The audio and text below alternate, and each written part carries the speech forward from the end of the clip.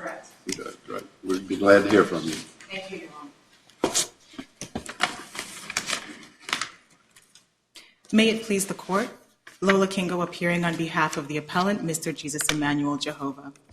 As the Court is aware, Mr. Jehovah raised several claims against the VDOC defendants. With the Court's permission, I'd like to start by first addressing Mr. Jehovah's communion wine claims, which the District Court decided against Mr. Jehovah at summary judgment. And then I will turn to address Mr. Jehovah's Sabbath, cell assignment, and Eighth Amendment deliberate indifference claims, which the District Court disposed of sua sponte for failing to state a claim. Starting with Mr. Jehovah's communion wine claims, the VDOC defendants concede that this claim should be remanded with respect to our loop. However, they dispute remand under the First Amendment. Respectfully, for the same reasons that the District Court got this, analyzed this claim incorrectly, and that the record is incomplete, the Court should remand under the First Amendment as well. The only declaration in the record speaks to whether speaks to whether the VDOC has a compelling interest in denying inmates communion wine, but it also addresses the fact that VDOC allowed inmates to consume wine during communion and then changed its policy over the course of several years to now there's a policy where VDOC only allows clergy who administer communion to consume wine. Respectfully, there's no record to evaluate under the First Amendment whether there were any problems with the previous policy and why VDOC simply cannot do what it had already done in the past. Turning to the religious claims that the District Court summarily dismissed sua sponte, that is Mr. Jehovah's Arlupa and First Amendment Sabbath observance and cell assignment claims, the VDOC defendants concede that if Mr. Jehovah alleged a substantial burden in his complaint, these claims should be remanded at least under Arlupa, regardless of whether, as the District Court incorrectly held, Mr. Jehovah has an independent constitutional right to the accommodations he has requested. He has alleged a substantial burden with respect to both claims. First, with regard to the Sabbath claims, Mr. Jehovah alleged in paragraph 30 of his complaint that he is required to either work or program, and that if he fails to do so, he faces disciplinary action, sanctions, and loss of good time credits. He also noted in his complaint that his ability to work has been conditioned on him not observing the Sabbaths. First, when he had a cleaning job, the VDOC told him specifically that he's required to work or he will be charged for failing to do so. After he lost that job, he had asked for another job, which Mr. Jehovah alleges there are jobs within the VDOC that would allow him to observe the Sabbaths and work the 30 to 40 hours a week that he's required to do. However, since pressing for the observance of his Sabbaths, the VDOC has refused to accommodate him for refused to approve him for any job that he has applied for, not even jobs that he had previously been approved for. With respect to Mr. Jehovah's Arlupa and First Amendment cell assignment claims, the District Court made no mention of Mr. Jehovah's allegations in paragraphs 35 and footnote 18 of his complaint that the VDOC defendants have gone out of their way to house him with inmates who are anathema to his religious beliefs. Importantly, Mr. Jehovah alleges in footnote 18 of his complaint that although VDOC has a policy of housing inmates with other inmates who have similar disciplinary records, criminal records, and time left to serve, every single one of his cell assignments after he was housed with a Satanist have been in violation of that policy. It is not that there are no inmates within the VDOC that Mr. Jehovah can be housed with. Indeed, he does allege that in paragraph 38 of his complaint that he had been previously housed with other inmates and had no issues with them. It was only when he started being housed with inmates who violate his religious beliefs that he had concerns about his placements. Finally, turning to Mr. Jehovah's Eighth Amendment claim, the district court dismissed this claim, holding that Mr. Jehovah's allegations amounted to no more than a disagreement over the course of his treatment. To be sure, Your Honors, a disagreement over the course of treatment would not be actionable. However, that is not what Mr. Jehovah alleges.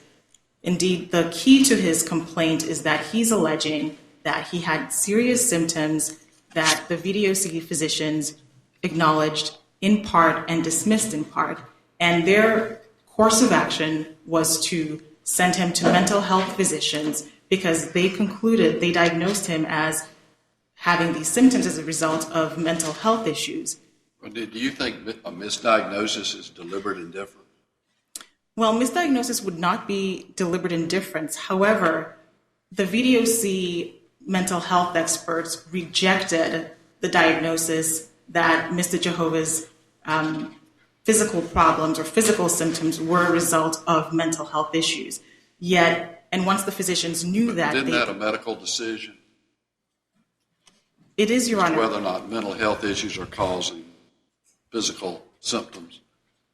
It would be, Your Honor. However, after the rejection of the mental health issue, VDOC's physicians continued to send him to mental health experts without providing him with any other treatment. And we would argue that because the VDOC physicians knew that Mr. Jehovah, at least that their initial diagnosis was incorrect, yet they continued to send him back to mental health experts, that would constitute deliberate indifference. I thought that meant that mental health experts didn't agree with the physical health experts. That certainly would be one way to read the complaint, Your Honor. However, Mr. Jehovah's symptoms continued to worsen, which would suggest that someone has gotten it wrong here. And the mental health experts at one point refused to see Mr. Jehovah because they concluded that none of the physical symptoms that he was suffering were attributable to mental health issues. And at some points, even the VDOC physicians refused to see Mr. Jehovah as well, so he was receiving no treatment from anyone.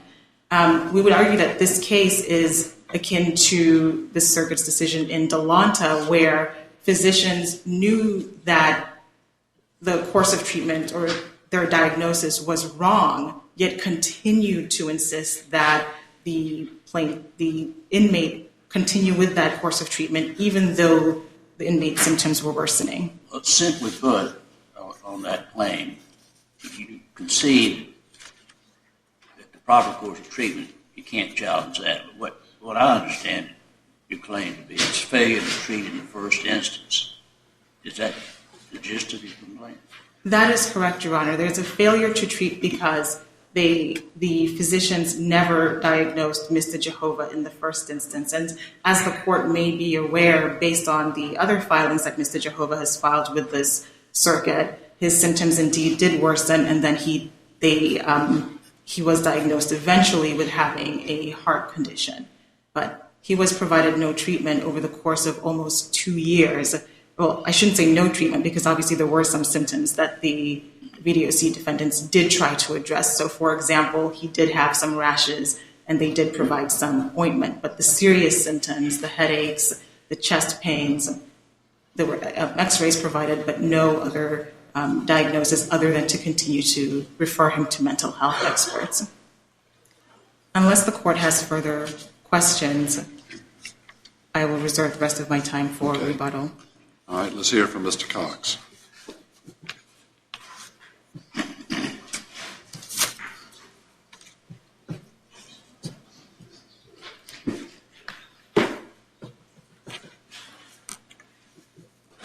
Chief Judge Traxler, may it please the court. Trevor Cox for defendants appellees.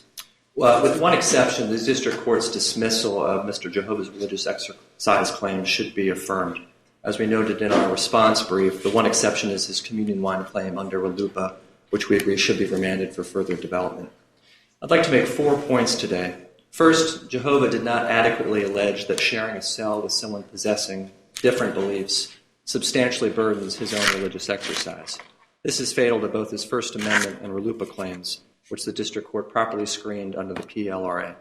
Second, Jehovah did not adequately allege that prison policy prevented him from observing 2 Sabbath days, thereby substantially burdening his religious exercise.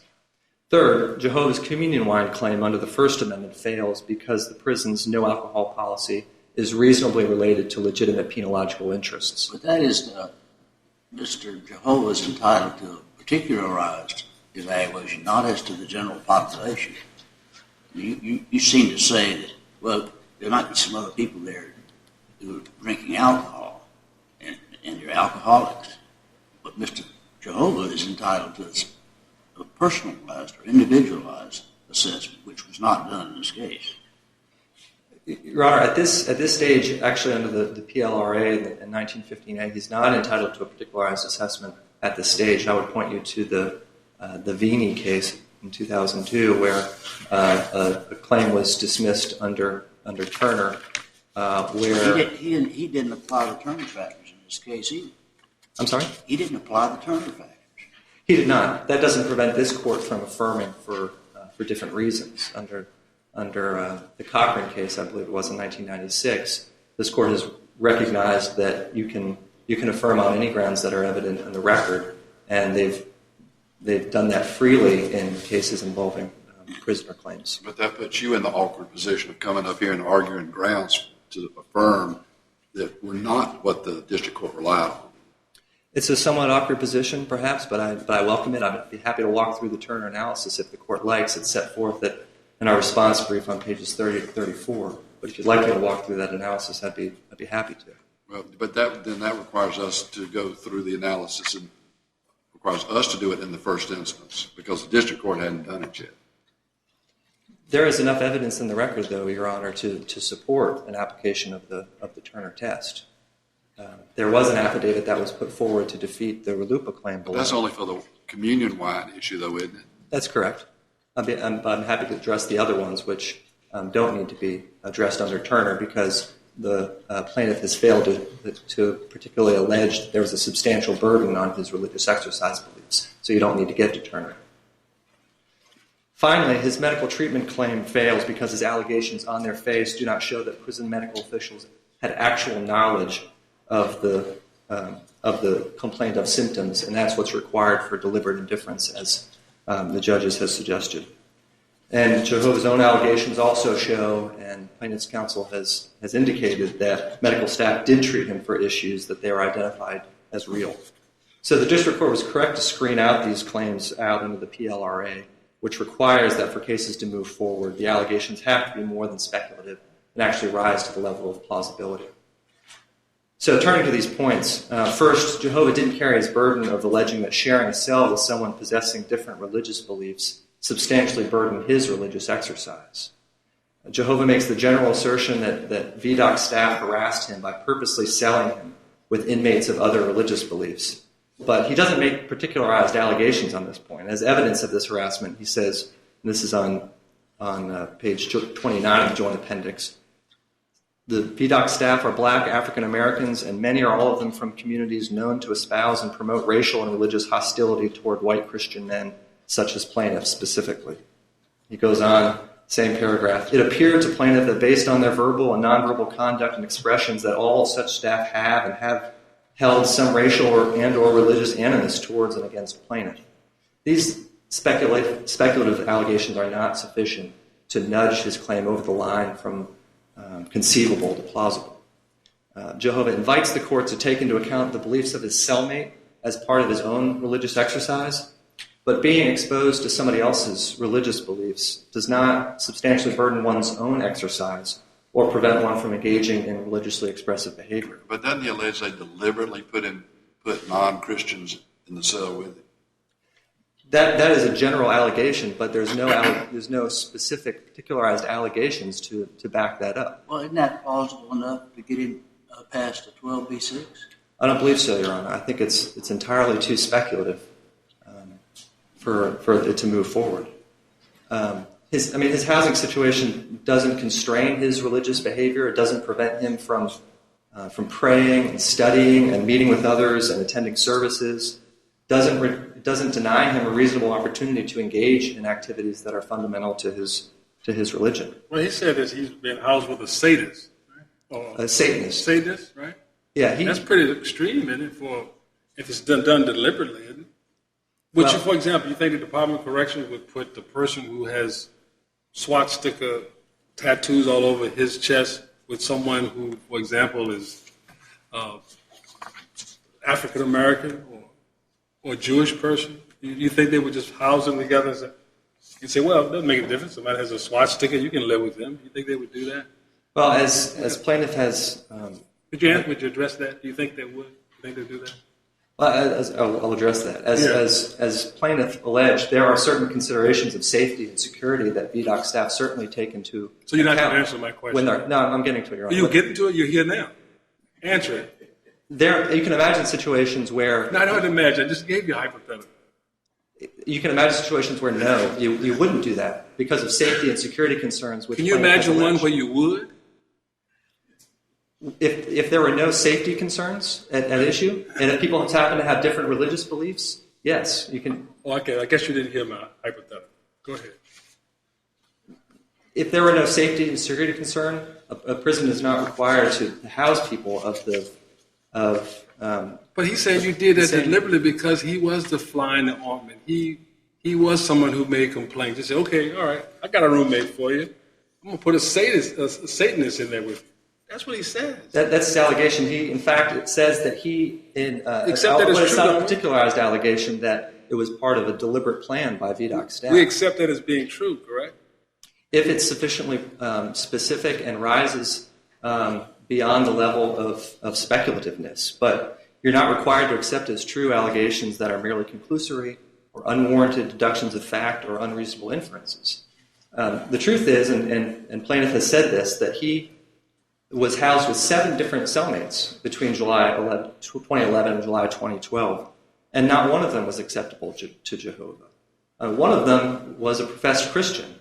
Jehovah said he wasn't, a Christian. He was a false, insincere Christian, but a Christian nonetheless.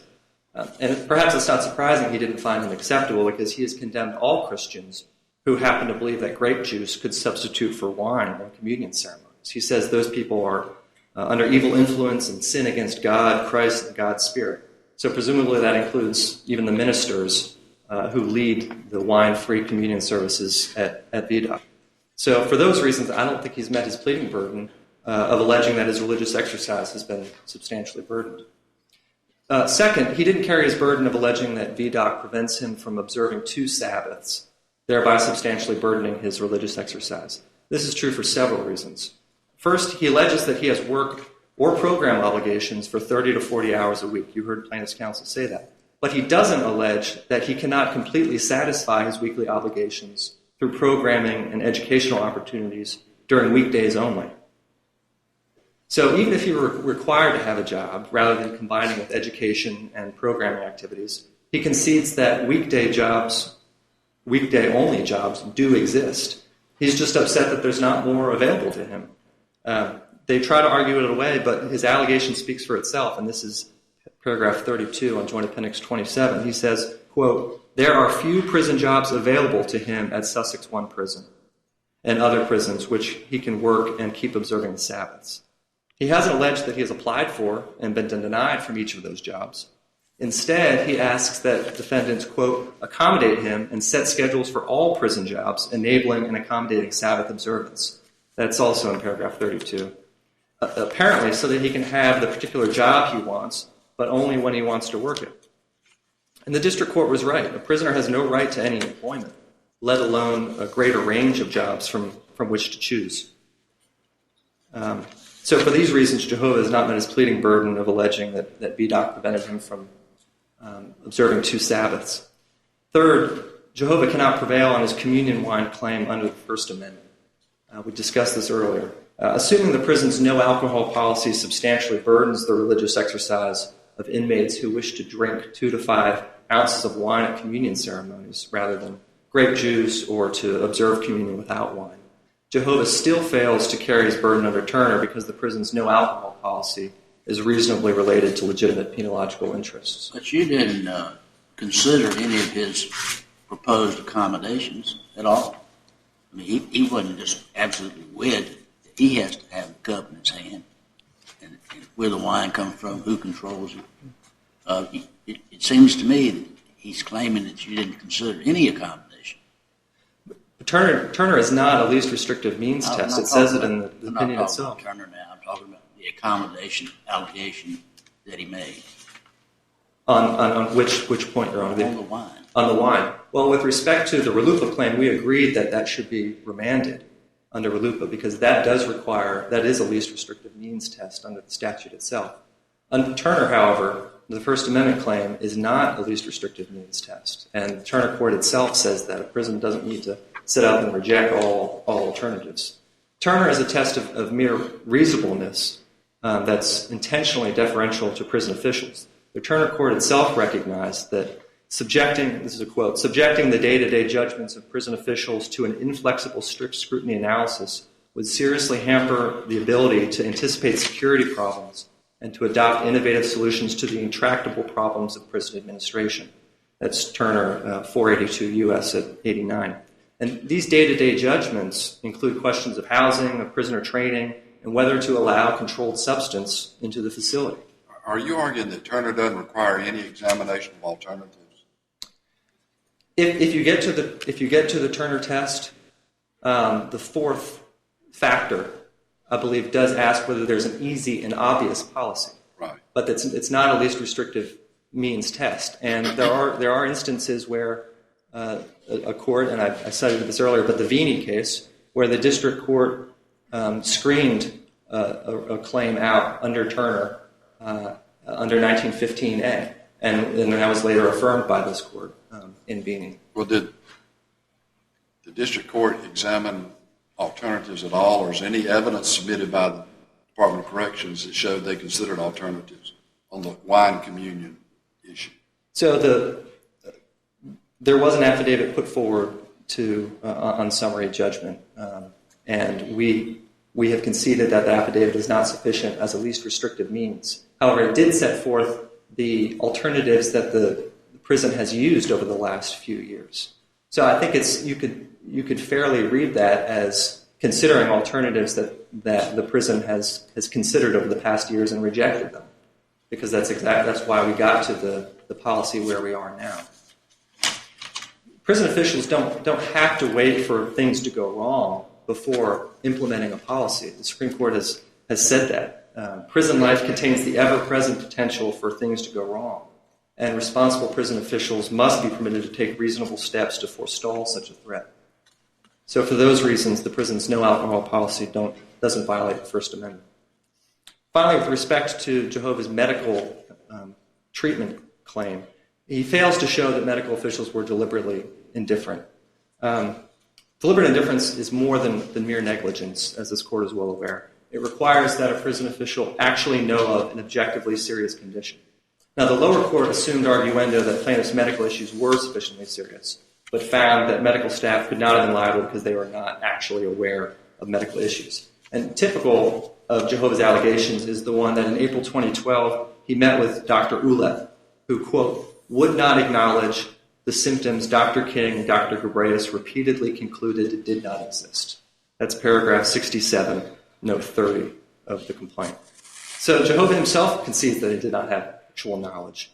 By his own account, 3 different doctors and a licensed nurse practitioner met with him over a dozen times between June 2010 and April 2012 and repeatedly concluded that the symptoms he claimed did not exist in reality.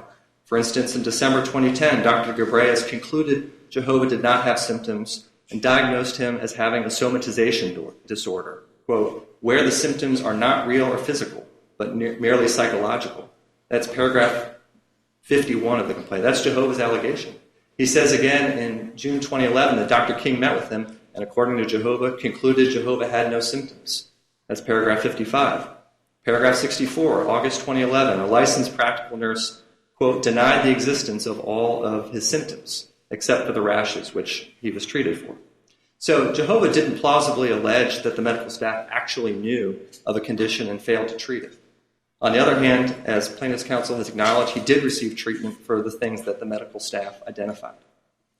So because he failed to adequately allege the medical staff actually knew of these conditions, his deliberate indifference claim was properly dismissed. Your Honors, for matters like this one that are subject to screening under the PLRA, it's the pleading standards that act as a flood wall, preventing meritless cases from streaming into the courts. Here, Jehovah has not adequately pleaded that VDOC's policies impose the substantial burden on his religious exercise. His allegations simply do not rise to the level of plausibility required by Iqbal and Twombly.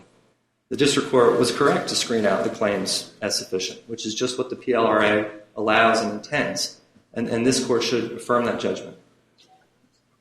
Okay. Thank you. Thank you. Mr. Cox, Ms. Kingo, reply.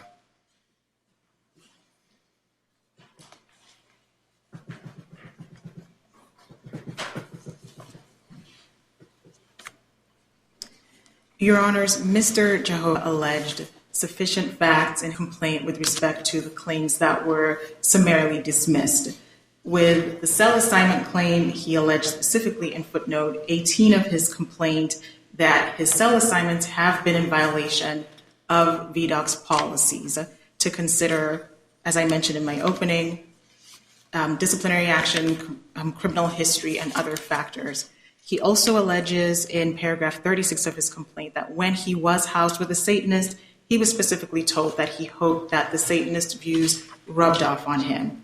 With respect to his Sabbath claims, Mr. Jehovah explains in paragraph 31 that he has applied for jobs, but that since pressing for the observance of his Sabbaths, VDOC has refused to accommodate his Sabbaths and let him work. And then turning to the Turner factors, there has been a change in policy, and VDOC has not put forward any evidence to explain why that change in policy occurred over several years. This court has no record on which to judge whether or not the Turner factors were met here, but if anything, the one declaration the court does have establishes that the change in policies has been arbitrary because VDOC at one point allowed inmates to consume wine with alcohol, and alcohol continues to come into the facility today, except only the clergy are allowed to consume that wine.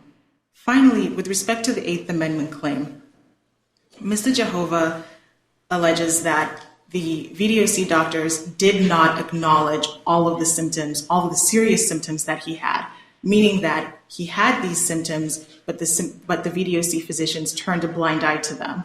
He also alleges that there are others who have visited him who observed the serious symptoms that he was suffering from, and that can be found in paragraphs 49 and 50 in Joint Appendix 38, 31, and also in footnote 24, which is found on Joint Appendix page 33. And unless the court has additional questions, I respectfully request that the court remand on all the claims that Mr. Jehovah has raised on appeal.